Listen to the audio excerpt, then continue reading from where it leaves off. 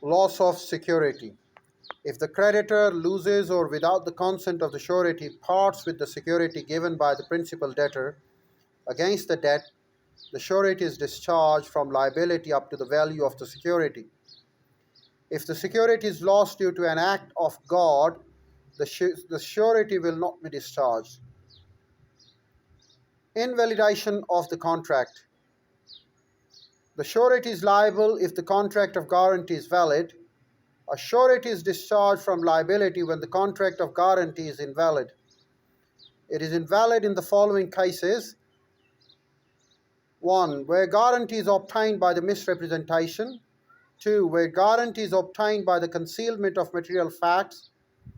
3. Where guarantee is obtained under the impression that co-sureties will join, and if nobody joins. Where it lacks some essentials of a valid contract, for example, surety is incompetent to contract or object is illegal. Well, this is where we conclude our 11th portion of the series of tutorials.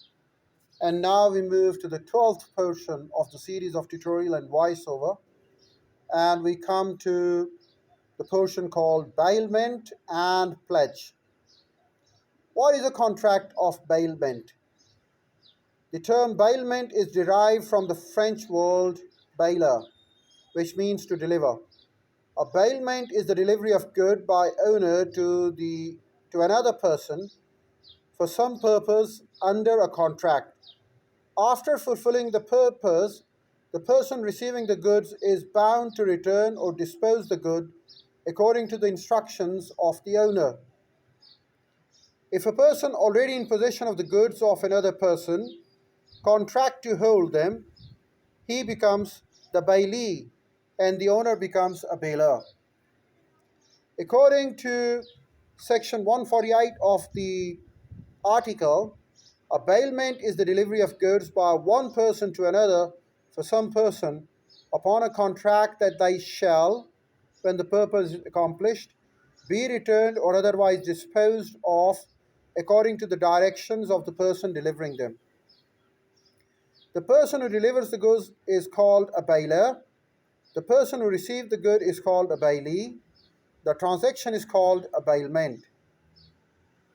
What are the essentials of bailment? Number 1, contract. A bailment is a result of a contract between bailer and bailee. The delivery of good is made for some purpose on the basis of a contract. There is no bailment if goods are delivered without any contract. That is, by mistake, the contract may be express or an implied contract. It may be oral or in writing. Specific purpose. The bailment of goods must be made for a specific purpose. When the goods are delivered without any purpose, there is no bailment. When the purpose is accomplished, the bailee is bound to return the goods to the bailer or dispose of according to the directions of the bailer. Temporary delivery of goods. The delivery of goods must be made from one person to another for the temporary purpose. More custody of goods does not create a relationship of bailer and bailee. A servant who receives the goods from his master to take them to a third person only gets the custody. The possession of goods remains with the master, so the servant cannot be called a bailee. Change of possession. Under bailment, only the possession of goods passes from the owner to the other person, and not the ownership. Mere custody of goods without possession is not bailment. That is, servant holding the master's goods. If there is a change of ownership, the transaction may be a sale or exchange, but not bailment.